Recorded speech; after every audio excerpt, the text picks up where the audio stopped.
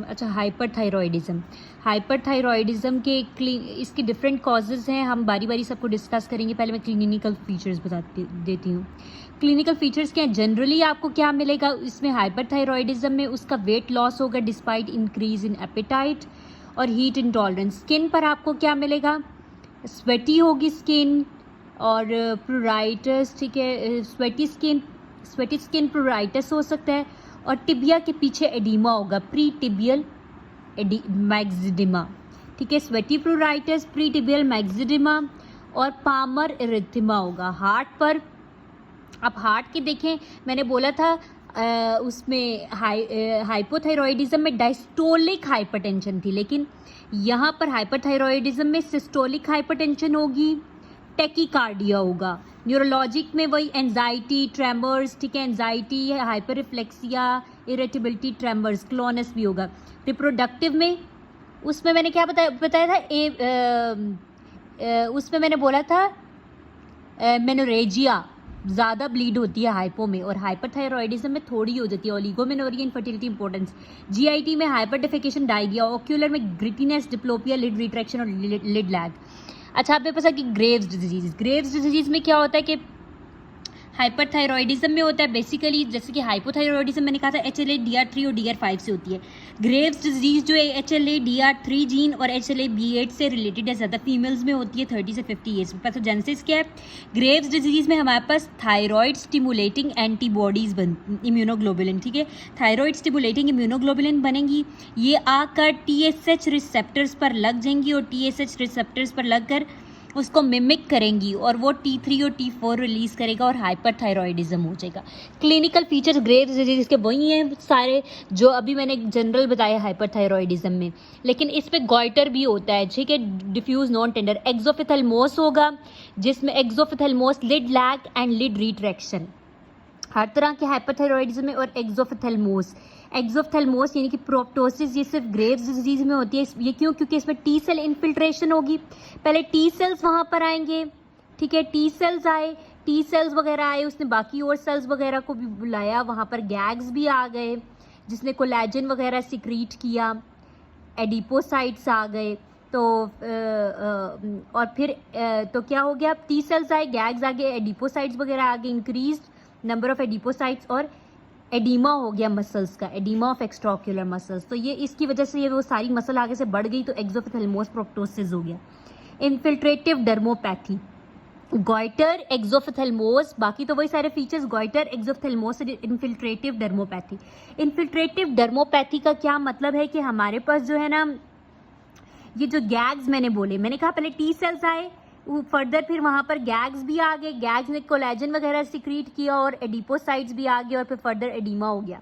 अब गैग्स वगैरह जो है ये डिफरेंट जगहों पे आ गए। एक्सेस ऑफ गैग जो है डर्मिस में, जब एक्सेस ऑफ गैग्स आएंगे तो वो पर्पल, पिंकिश पर्पल कलर के प्लाग बना देंगे स्किन के ऊपर, ठीक है, वो पिंक पर्पल कलर के प्लाग बना देंगे स्किन के ऊपर, ठीक है। इसको प्रीटिबियल मैक्सिडिमा, इन्फिल्ट्रेटिव डर्मोपैथी, इसकी डायग्नोसिस क्या है? हमारे पास डिफ्यूज गॉइटर होगा, ऑप्थेल्मोपैथी और डर्मोपैथी। थायराइड फंक्शन टेस्ट कराएंगे, उसमें सारा कुछ रेज्ड होगा, ठीक है, T3 T4 रेज्ड होगा, जिससे TSH कम। तो हमने सिंपली क्या कराना है? Thyroid function test, radioactive iodine uptake, वो क्या होगी? डिक्रीज नहीं होगी, इंक्रीज होगी। हाइपर में हमेशा इंक्रीज होती है, हाइपो में decrease. So thyroid function test, radioactive iodine uptake increase, और थायराइड रिसेप्टर एंटीबॉडी भी पॉजिटिव होगी, ठीक है। अच्छा, रेडियो एक्टिव आयोडीन अपटेक की बात मैंने बताई है, तो ग्रेव्स डिजीज में radioactive iodine uptake increase हो रही है, ठीक है। टॉक्सिक एडिनोमा में किसी एक नोड्यूल के अंदर ग्रेव्स डिजीज की आयोडीन की अपटेक इंक्रीज होगी। मल्टी नोड्यूलर गॉइटर में भी कुछ नोड्यूल्स में होगी, और थायराइडाइटिस में just radio active iodine uptake decrease हो जाती है, ठीक है। अच्छा, आगे मेरे पास आ गया हाइपरथायरॉयडिज्म एंड प्रेगनेंसी। प्रेगनेंसी में क्या होता है कि जो हमारे पास, मैंने कहा ये थायराइड फॉलिकल्स होते हैं, उसके अंदर थायरोग्लोबुलिन बनती है, जो कि हमारे पास बनाती है, टायरोसिन आते हैं ब्लड से, उनको यूज़ करते हुए ER एंडोप्लाज्मिक रेटिक्यूलम हमारे पास जो है वो बनाती है थायरोग्लोबुलिन, और वो गोल्जी अपरेटस से एंडोप्लाज्मिक रेटिकुलम और गोल्जी एपैरेटस से निकलकर बाई थायरोग्लोबुलिन आती है, ठीक है। ये प्रेगनेंसी में ज़्यादा हो जाती है। तो T3 T4 क्योंकि आयोडीन थायरोग्लोबुलिन के साथ बाइंड करके ही T3 और T4 बनाता है, तो इसकी अमाउंट जो है वो इंक्रीज हो जाएगी T3 और T4 की, हाइपरथायरॉयडिज्म हो जाता है। तो बच्चे में हाइपरथायरॉयडिज्म अगर फर्स्ट ट्राइमेस्टर में TSH का लेवल 0.1 से 0.2, सेकंड में 0.2 से 0.3, थर्ड में 0.3 से 3 होना चाहिए, ठीक है। 0.1 से 2, 0.2 नहीं, 0.1 से 2.5, ठीक है, 0.2 से 3 और 0.3 से 3। और अगर अनकंट्रोल थायरोटॉक्सिकोसिस है बच्चे में तो क्या हो सकता है, इंट्रायूट्राइन ग्रोथ रिस्ट्रिक्शन हो सकती है, प्रीमेच्योर बर्थ, ठीक है, प्रीमेच्योरिटी स्टिल बर्थ और कंजेनिटल मैलफॉर्मेशन। इसके अलावा बच्चे में टेकीकार्डिया हो सकता है। ट्रीटमेंट क्या देंगे, ग्रेव्स डिजीज में बीटा ब्लॉकर्स लाइक प्रोप्रेनोलोल दे देंगे हम, ठीक है, जो कि सिम्टोमेटिक रिलीफ है। एंटी थायरॉइड ड्रग्स लाइक कार्बिमोजोल, मैथिमोजोल और प्रोपाइल थायोयूरेसिल दे देंगे, ठीक है। और इसकी कॉम्प्लिकेशंस क्या है कि हमारे पास हाइपर सेंसिटिविटी, रैश और ए ग्रेन्युलोसाइटोसिस, ठीक है। कार्बिमोजोल तो है, मैथिमोजोल क्या कराता है, आर्थ्रेल्जिया एंड फीवर, और प्रोपाइल थायोयूरेसिल जो ये हेपेटोसेलुलर नेक्रोसिस कराते थे। अगर प्रेगनेंसी में हमें देना पड़ता है, एक औरत है आपके पास हाइपरथायरॉयडिज्म की है, प्रेग्नेंट है, तो हम उसके बच्चे में भी हाइपरथायरॉयडिज्म होने के चांसेस हैं, क्योंकि हमारे पास जो है वो ये ट्रांसप्लेसेंटल पैसेज होता है थायराइड रिसेप्टर एंटीबॉडी का, इसलिए हम उसको स्टार्ट में क्या, तो रेडियो एक्टिव आयोडीन तो contraindicated, absolutely contraindicated. First trimester में हम उसको मैथिमोजोल दे देंगे। फर्स्ट ट्राइमेस्टर में मैथिमोजोल बिल्कुल नहीं देना क्योंकि ट्रैटोजेनिक है, ठीक है। फर्स्ट ट्राइमेस्टर में प्रोपाइल थायोयूरेसिल दे देंगे, और मैथिमोजोल जो है फिर ये हमें सेकेंड थर्ड में नहीं देना। फर्स्ट ट्राइमेस्टर में हम प्रोपाइल थायोयूरेसिल देंगे और सेकेंड थर्ड में मैथिमोजोल। क्यों? क्योंकि मैथिमोजोल फर्स्ट में ट्रेटोजेनिक है और प्रोपाइल थायोयूरेसिल बाद में जो है वो लिवर फेलियर से रिलेटेड है। Radio active iodine Uptake absolutely contraindicated है प्रेगनेंसी में, और रिलेटिव इसकी कॉन्ट्राइंडिकेशन है ऑप्थेल्मोपैथी में। अगर कोई किसी को ऑप्थेल्मोपैथी है तो आप उसको रेडियो एक्टिव आयोडीन अपटेक देंगे तो ये फर्दर उसको वर्सन करेगी ऑप्थेल्मोपैथी को। It can be prevented by prophylactic steroid administration. अच्छा, जब भी हमने रेडियो एक्टिव आयोडीन अपटेक देना है तो क्या करेंगे, हमने एंटी थायराइड ड्रग्स को स्टॉप करेंगे एटलीस्ट 4 डेज बिफोर और 3 डेज बाद में। रेडियो एक्टिव आयोडीन अपटेक से पहले 4 दिन पहले हमने एंटी थायराइड ड्रग्स को स्टॉप करना है, और 3 डेज बाद में after, and 3 days after this, ठीक है। और रेडियो एक्टिव आयोडीन देने के बाद 6 मंथ के अंदर अंदर औरत को प्रेग्नेंट नहीं होना, और मर्द को भी फादरिंग नहीं करनी, ठीक है। सर्जरी से हम क्या करते हैं, सर्जरी से 14 डेज पहले हम एंटी थायराइड ड्रग स्टॉप कर देते हैं और उस बंदे को पोटेशियम आयोडाइड पे डाल देते हैं, क्योंकि पोटेशियम आयोडाइड जो है वो रिड्यूस करती है उसकी वेस्कुलरिटी को टुवर्ड्स द ग्लैंड, ठीक है। और कॉम्प्लिकेशंस क्या हो सकती हैं, सब टोटल थायराइडेक्टमी, थायराइड ग्लैंड को हमने रिमूव किया तो हाइपोथायरॉयडिज्म हो सकता है, ठीक है, थायराइड ग्लैंड रिमूव हो गया, थायराइड ग्लैंड्स की अब प्रोडक्शन कम, हाइपोथायरॉयडिज्म हो सकता है, हाइपोपैराथायरॉयडिज्म हो सकता है, पीछे वेगस नर्व जो रिकरेंट लेरेंजियल नर्व है वो डैमेज हो सकती है, उसकी पैरालिसिस हो सकती है, और ट्रांजिएंट जो हाइपोपैराथायरॉयडिज्म की वजह से ट्रांजिएंट हाइपोकैल्सीमिया हो सकता है। अच्छा, आगे मेरे पास आ गया ये कुछ अदर फीचर्स हैं जिसमें मैं अब, एक तो मैंने ग्रेव्स डिजीज बता दी, फिर देखिए साइलेंट थायरॉइडाइटिस। साइलेंट थायरॉइडाइटिस क्या है कि ये सब एक्यूट लिम्फोसाइटिक थायरॉइडाइटिस, ये पेनलेस है, क्योंकि साइलेंट थायरॉइडाइटिस क्या है, पेनलेस थायरॉइडाइटिस है। इसमें क्या है, हमारे पास लिम्फोसाइट्स ये एक नोड, ठीक है, पेनलेस थायरॉइडाइटिस है जो कि हमारे पास सब एक्यूट लिम्फोसाइटिक थायरॉइडाइटिस है, जिसमें लिम्फोसाइट्स बन जाते हैं इनसाइड द थायरॉइड ग्लैंड। तो इसमें जस्ट ट्रांजिएंट हाइपरथायरॉयडिज्म, फिर इसमें पहले हाइपरथायरॉयडिज्म होगा, then followed by hypothyroidism and then recovery. आमतौर पे ये साइलेंट थायरॉइडाइटिस किस में होता है, हैशीमोटोस डिजीज में, ठीक है। ऑटो इम्यून डिजीज है हैशीमोटोस डिजीज, जिसमें हमारे पास एंटीबॉडीज बनती हैं और वो आकर बाइंड करती हैं, और पहले इसके स्टार्ट में हाइपोथायरॉयडिज्म होगी, देन हाइपो, और उसके बाद recovery. Subacute lymphocytic thyroiditis. Thyroid function test कराएंगे, T3 T4 रेज्ड होंगे, TSH कम, radioactive iodine uptake decrease. Graves में इंक्रीज हुई थी, ग्रेव्स डिजीज में radioactive iodine uptake increase है, बाकी सब में डिक्रीज है। साइलेंट थायरॉइडाइटिस में डिक्रीज है हैशीमोटोस में। यूनिक फीचर्स क्या है, ये पेनलेस है तभी साइलेंट थायरॉइडाइटिस इसको बोला है, और इसमें हमारे पास थायराइड एंटीबॉडीज होंगी, ठीक है। पॉजिटिव थायराइड पर ऑक्सीडेस थायरोग्लोबुलिन, थायराइड पर ऑक्सीडेज एंटीबॉडीज और थायरोग्लोबुलिन एंड एंटीबॉडीज दोनों पॉजिटिव होंगी और पेनलेस होगा। डी क्विरवेन थायरोइडाइटिस, इसमें भी क्या है, सब एक्यूट, लेकिन इसमें ग्रेन्युलोमा है, सब एक्यूट ग्रेन्युलोमेटस थायरोइडाइटिस, ठीक है, सब एक्यूट ग्रेन्युलोमेटस थायरोइडाइटिस जिसमें ग्रेन्युलोमा बनता है। अच्छा, इसमें ये हमारे पास क्यों हो सकता है, it can be because of a viral infection like coxsackie virus, adenovirus, measle, mumps वगैरह। इसकी डायग्नोसिस क्या है कि इसमें क्या होता है, डी क्विरवेन थायरोइडाइटिस में थायराइड ग्लैंड इनलार्ज्ड होगा, लेकिन ये पेनफुल होगा, और पेन जो है वो नेक पर है और रेडिएट करके जॉ और ईयर्स पे आ रही है। Swelling, coughing and movement of neck पे पेन एग्रेवेट होती है।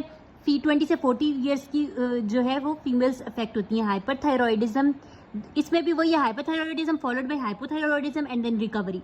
तो साइलेंट थायरोइडाइटिस और डी क्विरवेन थायरोइडाइटिस दोनों में क्या है, hyperthyroidism followed by hypothyroidism and then recovery. लेकिन साइलेंट थायरोइडाइटिस यानी कि सब एक्यूट लिम्फोसाइटिक थायरोइडाइटिस जो है ये पेनलेस है, जबकि डी क्विरवेन जो है ये पेनफुल है और पेन नेक पे है, रेडिएट करके जॉ पे आ रही है और ईयर्स पे आ रही है, ठीक है। इसका ट्रीटमेंट क्या है, क्योंकि इसमें पेन है तो हम क्या देंगे, डी क्विरवेन थायरोइडाइटिस में माइल्ड से मॉडरेट एनसेड्स और एस्पिरिन, सीवियर केसेस में हम प्रेडनिसोलोन दे देंगे, ठीक है। एंटी थायराइड ड्रग्स का कोई फायदा नहीं है। अच्छा, पोस्टपार्टम थायरोइडाइटिस, अगर डिलीवरी के 1 साल के अंदर किसी औरत में जो है वो थायराइड का लेवल्स बढ़ जाएगी TT4 ऑटो इम्यून मैकेनिज्म की वजह से, पोस्टपार्टम थायरोइडाइटिस होता है। इसके क्लिनिकल फीचर्स क्या, या तो ट्रांजिएंट हाइपरथायरॉयडिज्म होगा, ये ट्रांजिएंट हाइपोथायरॉयडिज्म, ये transient hyperthyroidism which is followed by hypothyroidism and then recovery, वही जो पुराना है, transient hyperthyroidism followed by hypothyroidism and then recovery, ठीक है। और ये फर्दर नेक्स्ट प्रेगनेंसीज में रीअकर हो सकता है, ठीक है। डायग्नोसिस क्या है, इसमें हाई थायरोग्लोबुलिन होंगी, ठीक है। बाकी तो वही TSH कम है, TR ज़्यादा है, लो रेडियोएक्टिव आयोडीन अपटेक, वही सारी पुरानी है। इसमें जस्ट हाई थायरोग्लोबुलिन का लेवल भी होगा। ट्रीटमेंट क्या है, सिम्टम्स को रिलीव करने के लिए वही beta blocker, anti thyroid drugs का कोई फायदा नहीं है। और अगर हाइपोथायरॉइड स्टेट है तो फिर हम लीवोथायरोक्सिन देंगे। TSH सिक्रीटिंग पिट्यूटरी एडिनोमा, अगर पिट्यूटरी एडिनोमा है तो उसका क्या करना है, आपको सिंपली MRI पे देखना है, और अगर पिट्यूटरी एडिनोमा है तो उसकी सर्जिकल रिमूवल कर देंगे। डायग्नोसिस पे वही पुरानी चीज़ें है। फेस्टिशियस थायरोइडाइटिस के ये excessive amount of thyroid hormone है, ये हम कंज्यूम कर रहे हैं, लीवोथायरोक्सिन हमने ज़्यादा कर लिया, consuming excessive amount of thyroid hormone like levothyroxine किसी ने ज़्यादा ले लिया तो इसको हम फेस्टिशियस थायरोइडाइटिस कहेंगे। इसमें हमारे पास आमतौर पे क्या होता है कि आमतौर पे T4 से रेशियो T3 जो है वो 30:1 होता है, लेकिन फेस्टिशियस थायरोइडाइटिस में T4 का लेवल बहुत ज़्यादा बढ़ जाता है, ये T3 की निस्बत, ये 70:1 होता है, ठीक है। अब एक और चीज़ देखेंगे, अगर हमारे पास, क्योंकि मैंने कहा कि सब में जस्ट सिर्फ ग्रेव्स डिजीज में radioactive iodine uptake increase हो रहा है, high radio active iodine Uptake और हाई थायरोग्लोबुलिन ग्रेव्स डिजीज है, बाकी दोनों में रेडियो एक्टिव आयोडीन अपटेक बाकी सब में कम होता है। लेकिन अगर रेडियो एक्टिव आयोडीन अपटेक कम है उसके साथ हमारे पास थायरोग्लोबुलिन भी कम है, तो ये फेस्टिशियस थायरोइडाइटिस है। क्यों? क्योंकि थायराइड ग्लैंड इससे एट्रोफी हो जाते हैं। जब हम ज़्यादा से ज़्यादा लीवोथायरोक्सिन देंगे, 22 से थायराइड दे रहे हैं, तो थायराइड ग्लैंड का अपना फंक्शन खत्म हो जाएगा, थायराइड ग्लैंड की एट्रोफी हो जाएगी, तो उसका थायरोग्लोबुलिन कम बनेगा। तो थायरोग्लोबुलिन कम मतलब फेस्टिशियस थायरोइडाइटिस। और अगर हमारे पास हाई थायरोग्लोबुलिन है लेकिन हाई रेडियोएक्टिव आयोडीन अपटेक सिर्फ ग्रेव्स डिजीज में ज़्यादा होता है, बाकी सब में कम होता है, ठीक है। दोनों ये लो, ये हाई डिजीज थायरोइडाइटिस सिंपल कोई भी हो सकता है। अच्छा, अब इसकी क्लिनिकल मैनिफेस्टेशन मैंने कहा थायराइड स्टॉर्म। थायराइड स्टॉर्म में क्या होगा, फीवर, टेकीकार्डिया होता है, वही क्या होगा, एजिटेशन, कंफ्यूजन, बाकी हार्ट वाली सारी चीज़ें आएंगी, systolic hypertension, wide pulse pressure, atrial fibrillation और कंजेस्टिव हार्ट फेलियर। आपको पता है एफिब और कंजेस्टिव हार्ट फेलियर का हमेशा हाइपरथायरॉयडिज्म में चांस होता है। ट्रीटमेंट क्या है, थायराइड स्टॉर्म में बीटा ब्लॉकर दे दें, लाइक प्रोप्रानोलोल, सोडियम आइपोडेट दे देंगे जो T3 के लेवल को कम करेगी, और प्रोपाइल थायोयूरेसिल कार्बिमोजोल विद और विदाउट स्टेरॉइड्स। एट्रियल फिब्रिलेशन होता है 10% केसेस में, उसके लिए भी बीटा ब्लॉकर दे दें, डाइजॉक्सिन और वारफरीन। थायराइड ऑप्थेल्मोपैथी भी होती है, उसके लिए हम क्या करेंगे, स्टेरॉइड्स देंगे, प्रिवेंटेड बाय प्रोफाइलेक्टिक स्टेरॉइड्स। अगर स्टेरॉइड्स हम पहले दे देंगे तो ग्रेव्स ऑप्थेल्मोपैथी रोक सकते हैं। मिथाइल सेलुलोज देंगे, sunglasses, steroids, radiation, surgical decompression of the orbit. Amiodarone and thyroid disease. अब अमाइड्रोन जो है ये एक क्लास 3 एंटी एरिथमिक ड्रग्स है और ये थायराइड डिजीज से बहुत रिलेटेड है। ये हाइपोथायरॉयडिज्म भी करा सकता है और हाइपर भी। हाइपरथायरॉयडिज्म टाइप 1 अमाइड्रोन इंड्यूस्ड थायरोटॉक्सिकोसिस, ये क्या है कि अगर हमारे पास प्री एग्जिस्टिंग ग्रेव्स डिजीज है, ठीक है, और मल्टी नोड्यूलर गॉइटर, या तो ग्रेव्स डिजीज या मल्टी नोड्यूलर गॉइटर, तो अब जॉर्ड बेस्ड इफेक्ट होगा। इसमें क्या होगा कि आप अगर आयोडीन, क्योंकि हम उसको अमाइड्रोन देते हैं, अमाइड्रोन के अंदर बहुत ज़्यादा आयोडीन की अमाउंट होती है, आयोडीन आएगी और वो स्टिमुलेट करेगी T3 और T4 की प्रोडक्शन करवाएगी, ठीक है। इसको हम जॉर्ड बेस्ड इफेक्ट कह देते हैं। इसको हम ट्रीट करते हैं विद एंटीथायरॉइड ड्रग मेथिमेजोल।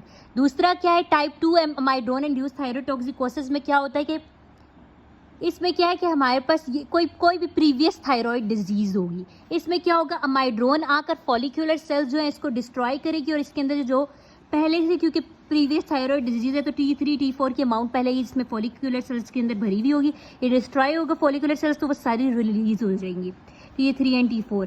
तो ये डॉपलर, अगर हम डॉपलर अल्ट्रासाउंड कराएंगे तो यहाँ पर क्योंकि हमारे पास फॉलिकुलर सेल डिस्ट्रॉय हो रहे हैं तो थायराइड की ब्लड फ्लो कम होगी, जबकि यहाँ पर क्योंकि T3 T4 बन रहे हैं तो थायराइड की ब्लड फ्लो इंक्रीज होगी इन टाइप 1 में, ठीक है। और यहाँ पर टाइप 1 में थायराइड की ब्लड फ्लो इंक्रीज हो रही है और वो प्रोड्यूस हो रहे हैं, तो हम एंटी थायराइड ड्रग्स देंगे। टाइप 2 में वो जो फॉलिकुलर सेल्स हैं वो टूट रहे हैं और बाहर निकल रही है इसमें से थायराइड, तो इसमें हम स्टेरॉइड्स देंगे, ठीक है। अब अगर हमें पता ना चल रहा हो कि ये टाइप 1 है ये टाइप 2 है, तो पहले हम स्टेरॉइड्स, ये एंटी थायराइड ड्रग और स्टेरॉइड्स दोनों मिला कर दे देंगे। अगर रैपिड रिस्पॉन्स आ गया तो रैपिड रिस्पॉन्स टाइप 2 में आता है जो कि स्टेरॉइड से आता है, तो फिर हम कंटिन्यू सिर्फ स्टेरॉइड्स को करेंगे, दूसरे को छोड़ देंगे। डिलेड रिस्पॉन्स आता है वो टाइप 1 में आता है एंटी थायराइड ड्रग्स, क्योंकि 14 दिन बाद काम करती हैं, ठीक है। तो फिर हम सिर्फ एंटी थायराइड ड्रग्स देंगे। हाइपोथायरॉयडिज्म भी हो सकता है अमाइड्रोन से, जिसमें हम वॉल्फ चेकऑफ इफेक्ट्स कहते हैं। उसमें क्या होता है कि आयोडीन लोड जो है वो ड्रग का, आयोडीन लोड ऑफ ड्रग जो है वो डिक्रीज, ठीक है, आयोडीन का लोड ज़्यादा होता है तो ये क्या करवाता है, आयोडीनेशन कम कराता है। कम iodination organification and T4 T3 जो है वो कम करवा देता है। नॉर्मल इंडिविजुअल्स में पहले हमारे पास क्या होगा, नॉर्मल इंडिविजुअल में decrease T4 then they escape Wolff Chaikoff effect. जब वॉल्फ चेकऑफ इफेक्ट को वो एस्केप करेगा तो अब उसके पास T4 का लेवल इंक्रीज हो जाएगा, ठीक है, और नॉर्मलाइज हो जाएगा TSH 1 से 3 मंथ्स में। लेकिन जिनको सस्पेक्टेड है हैशीमोटोस थायरॉइडाइटिस, उनमें वॉल्फ चेकऑफ इफेक्ट्स जो है वो एस्केप नहीं होगा और उनमें हाइपोथायरॉयडिज्म के इफेक्ट्स आएंगे, उनको थायरोक्सिन रिप्लेसमेंट देनी पड़ेगी। थायराइड नोड्यूल्स होता है और थायराइड नियोप्लेजिया। थायराइड नोड्यूल क्या है, उन लोगों में इट पॉइंट्स, नोड्यूल हमेशा पॉइंट करता है टुवर्ड्स मेलिग्नेंसी। ये हमारे पास ज़्यादा मेल्स में होता है 20 से 70 ईयर्स, जिनमें हिस्ट्री है या नेक इरेडिएशन हुई है, ये decrease radio active iodine Uptake, सिर्फ रेव में इंक्रीज है, बक्सा में डिक्रीज है तो ये डिक्रीज है रेडियो एक्टिव आयोडीन अपटेक। अगर हार्ड फिल्म मैस है या फिर आपको अल्ट्रासाउंड पे हमारे पास हाइपोइकोइक सॉलिड, ठीक है, एक सॉलिड मैस नजर आए विद इरेगुलर बॉर्डर्स, एको उसकी बढ़ गई हो और उसके अंदर कैल्सिफिकेशन हो और सेंट्रल ब्लड फ्लो हो, तो इरेगुलर बॉर्डर्स हो, कैल्सिफिकेशन हो, सेंट्रल ब्लड फ्लो हो और ज़्यादा एको हो उसकी, इसमें हमने क्या करना है, सबसे पहले हम उसकी थायराइड फंक्शन टेस्ट कराएंगे। अगर तो क्योंकि एक नोड्यूल बना हुआ है उसके थायराइड अब हमने उसका थायराइड फंक्शन टेस्ट करा लिए। अगर तो थायराइड फंक्शन टेस्ट जो है वो हमारे पास हाई आते हैं या फिर नॉर्मल आते हैं, अगर तो ये नॉर्मल आ गए तो फिर मतलब मेलिग्नेंसी हो सकती है, फिर हम FNAC करवा लेंगे, that is fine needle aspiration कराएंगे। उसमें मेलिग्नेंसी आएगी तो सर्जिकली, मेलिग्नेंसी आ गई तो सर्जिकली रिमूव करा देंगे। अगर थायराइड फंक्शन टेस्ट हमारे पास जो है वो रेज्ड आ गए तो मतलब हाइपरथायरॉयडिज्म एक बिनाइन कंडीशन शो कर रहा है, तो फिर अब हम उसमें क्या करवा लेंगे, अब हम उसमें रेडियो एक्टिव आयोडीन अपटेक करा लेंगे। अगर उसकी रेडियो एक्टिव आयोडीन अपटेक भी इंक्रीज हुई तो ये बहुत नॉर्मल चीज़ है, ठीक है, ये हॉट नोड्यूल है, बिनाइन कंडीशन है। लेकिन अगर रेडियो उसकी थायराइड फंक्शन टेस्ट तो रेज थे लेकिन रेडियो एक्टिव आयोडीन अपटेक उसकी कम आई है, लो है, तो ये कोल्ड नोड्यूल है, इसमें भी फिर हमें फाइन नीडल एस्पायरेशन करानी पड़ेगी। देन मेरे पास आ गई थायराइड नियोप्लेजिया, जिसपे पेपिलरी कार्सिनोमा है जो मोस्ट कॉमन है, आयनाइजिंग रेडिएशन से होता है। ये इसका लिम्फेटिक स्प्रेड पहले और फिर लंग्स की तरफ स्प्रेड करती है। इसकी डायग्नोसिस में स्मोमा बॉडीज और ऑर्फन एनी आई न्यूक्लाई होती है, यानी कि एम्प्टी अपीयरिंग न्यूक्लाई होंगे। ट्रीटमेंट क्या है, टोटल थायरॉइडेक्टमी करेंगे, फिर ऊपर से रेडियोएक्टिव आयोडीन दे देंगे और थायरोक्सिन दे देंगे। फॉलोअप में आपने serum measurement of serum thyroglobulin कराना है, ठीक है। थायरोग्लोबुलिन अगर ज़्यादा है दोबारा से तो इट शोज ट्यूमर है या ट्यूमर रीअकर हो रहा है या मेटास्टेसिस। फॉलिकुलर कार्सिनोमा में आयोडीन डेफिशिएंसी से होता है। इसका हमने फॉलिकुलर एडिनोमा से कैसे डिफ्रेंशिएट करेंगे कि एडिनोमा में जो है वो कैप्सूल और वेसल्स को इन्वेड नहीं किया। अगर कैप्सूल और वेसल्स को इन्वेड कर दिए तो फॉलिकुलर कार्सिनोमा है और इसके हिमेटोजेनियस स्प्रेड पहले है, इसका भी ट्रीटमेंट वही है। मेडुलरी कार्सिनोमा जो ये सी सेल्स पैराफॉलिकुलर सेल्स का कार्सिनोमा है, एसोसिएटेड विद मल्टीपल एंडोन्यूक्राइन न्यूप्लेजिया है। इसमें क्या होता है, हमारे पास ये मोटा सा मैस होता है नेक पेट जो डिस्पेजिया करा रहा है और डायरिया कराता है, क्योंकि कैल्शियम ज़्यादा है तो डायरिया हो जाएगा। कैल्सिटोनिन की अमाउंट बड़ी भी होगी, हम मेजरमेंट ऑफ कैल्सिटोनिन करा के पोस्ट ऑपरेटिव भी और डायग्नोसिस भी ऐसे ही होगी। इसकी भी टोटल थायरॉइडेक्टमी के साथ हमने सर्वाइकल लिम्फ नोड्स भी रिमूव करने हैं। एनाप्लास्टिक कार्सिनोमा में क्या है कि ये हमारे पास क्या है, जो फॉलिकुलर एपिथेलियम है ना, उसके अगर अनडिफ्रेंशिएटेड सेल्स उसमें बनते हैं तो एनाप्लास्टिक कार्सिनोमा ये मोस्ट एग्रेसिव है। ये रैपिडली बल्कि सा बड़ा सा मैस बनाएगा नेक के ऊपर और सारे स्ट्रक्चर्स को कंप्रेस करा देगा। ट्रेकिया को कंप्रेस कराएगा तो स्ट्राइडर हो जाएगा। लेरेंजियल नर्व्स की पाल्सी करा देगा, उसको कंप्रेस करके हॉर्सनेस हो जाएगी और मेटास्टेसाइज कर सकते हैं टू द लंग। सारे मेजर स्ट्रक्चर्स को नेक के कंप्रेस करके डेथ करा सकता है। अच्छा, अब अगर हमारे पास कोई सिम्टम नहीं है लेकिन अगर थायराइड की अमाउंट बढ़ी हुई है तो उन पेशेंट्स में एट्रियल फिब्रिलेशन, कार्डियोवैस्कुलर डिजीज और ऑस्टियोपोरोसिस का चांस है, ठीक है। अगर TSH की अमाउंट 0.1 मिली यूनिट पर लीटर से कम है तो तब ट्रीटमेंट नहीं, वरना नहीं। अगर हाइपोथायरॉयडिज्म है यानी कि TSH की अमाउंट मोर देन 10 मिली यूनिट है या फिर उसमें एंटी थायराइड पर ऑक्सीडेशन एंटीबॉडीज पॉजिटिव है तब ट्रीटमेंट देंगे, वरना एसिम्टोमेटिक ट्रीटमेंट की जरूरत नहीं है। अगर सिक यूथायरॉइड सिंड्रोम को उसको कोई और बीमारी है, थायराइड की कोई बीमारी नहीं है, तो हम फिर भी थायराइड जो है जब कोई एक्यूट इलनेस होती है तो T43 में थोड़ा कम कन्वर्ट होता है, तो इस वजह से भी हमारे पास जो है वो T4 की अमाउंट रेज्ड आ सकती है, ठीक है। इसलिए हमने किसी एक्यूट इलनेस के दौरान थायराइड का टेस्ट नहीं करवाते जब तक कि थायराइड का सिम्टम ना हो। Thank you.